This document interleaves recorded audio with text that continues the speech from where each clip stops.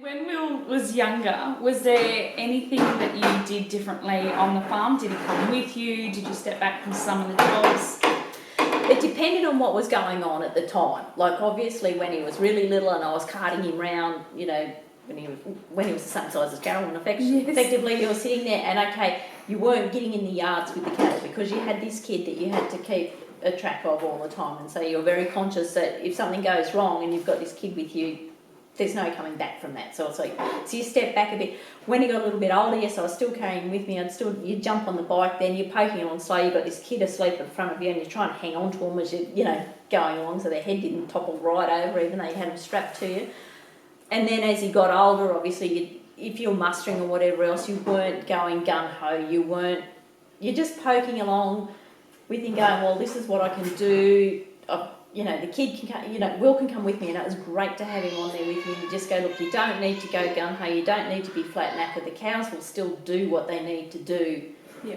You don't have to run them across the paddock flat out. You just have, and you have Will on with you, and away you go. Yeah. And so you do that with them and try and say, well, this, you don't need to be doing, especially when you're dealing with bikes and stuff like that, you don't need to be doing all this show-offy, TikTok-y, Rambo style stuff. It's like, hell no, you've actually got to do something practical. You've got to make sure that you're doing things reasonably safely, because in the end you've got to be able to get home, and if you hit a stump the wrong way, you hit a tree, you hit a hole, there's not much, you got to be safe.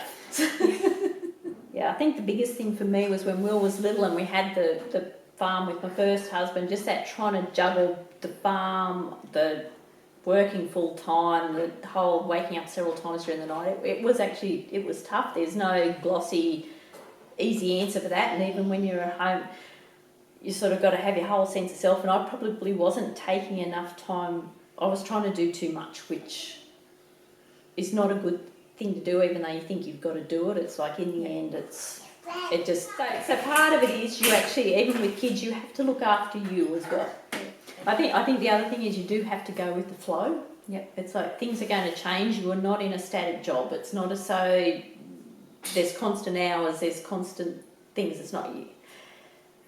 And you are living within a business. So it's like, and like I said before, Mother Nature dictates a lot of the terms, and there's different things happen. There's different cycles. You've got your different growing cycles, whether it's cattle, whether it's sheep, whether it's cropping or whatever else. And you just can't.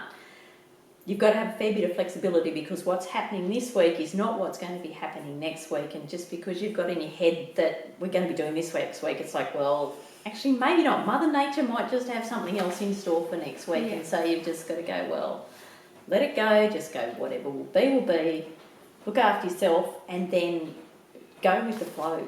And sometimes that flow is going to be totally against what you want to do, but you just got to go, breathe. We can deal with this. Yeah.